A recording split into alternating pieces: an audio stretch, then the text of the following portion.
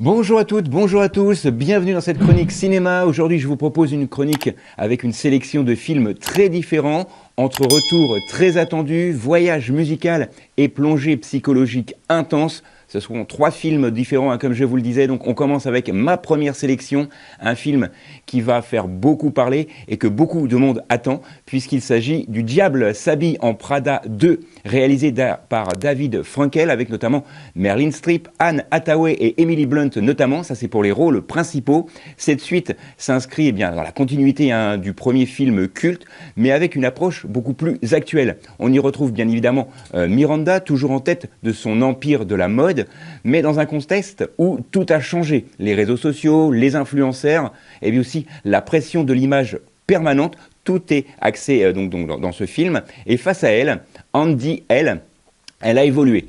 Elle s'est construite une carrière loin de l'univers de la mode, mais elle va être amenée à recroiser ce monde malgré elle et à confronter ses anciens choix. Alors le film joue clairement sur le plaisir de retrouver les personnages, mais propose aussi une révélation et une réflexion intéressante sur le pouvoir, l'évolution du travail et la place des femmes dans le monde actuel.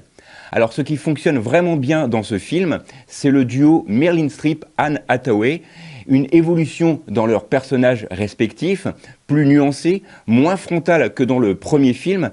Mais ce qui était élégant dans ce film et surtout divertissant, c'est qu'avec beaucoup de touches d'émotion, le film réussit quand même à séduire. Alors bien évidemment, le scénario reste assez classique.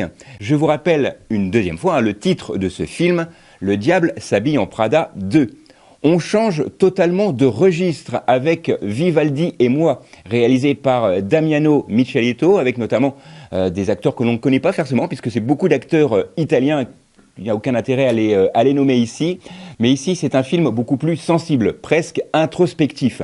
Alors, l'histoire suit une jeune femme en perte de repère qui va découvrir la musique d'Antonio Vivaldi, et cette rencontre artistique va déclencher chez elle une transformation progressive. Le film va tisser des liens entre le passé et le présent, évoquant bien sûr la vie du compositeur en parallèle, mais toujours de manière poétique, jamais académique. Et c'est ça qui est intéressant. Alors, le film, bien évidemment, prend son temps, laisse beaucoup de place aux émotions, à la musique, bien évidemment. Les œuvres de Vivaldi sont au cœur du récit, comme un personnage à part entière. Visuellement, c'est très soigné, c'est très contemplatif. Si vous aimez ce genre de film, allez-y, vous ne serez pas déçus. Et on est davantage dans une expérience que dans un récit classique. C'est typiquement le genre de film qui peut toucher vraiment profondément si vous aimez le cinéma et surtout si vous aimez la musique, bien sûr, en acceptant quelques contraintes, puisque je vous dis que le film est quand même assez lent.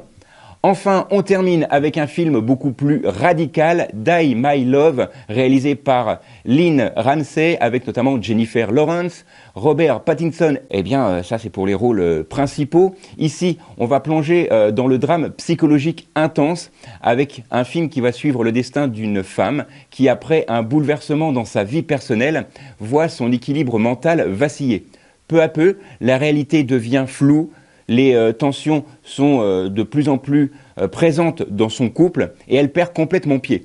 Alors le film est immersif, presque sensoriel, on nous explique tout et son contraire, on nous fait surtout ressentir. Jennifer Lawrence livre ici une performance impressionnante, physique et engagée. On est constamment au plus près de son personnage, dans ses émotions, dans ses contradictions et surtout dans sa fragilité. La réalisation de Lynn Ramsay est exigeante, parfois déroutante, mais surtout elle est franchement maîtrisée.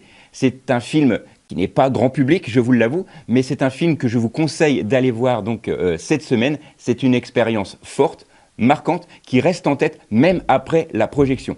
Voilà, ça c'est pour mes sélections de cette semaine. Vous l'aurez compris, 3 films, 3 univers différents, avec le retour d'un classique, avec Le Diable s'habille en Prada 2, une parenthèse musicale sensible avec Vivaldi et moi, et une plongée intense avec Die My Love.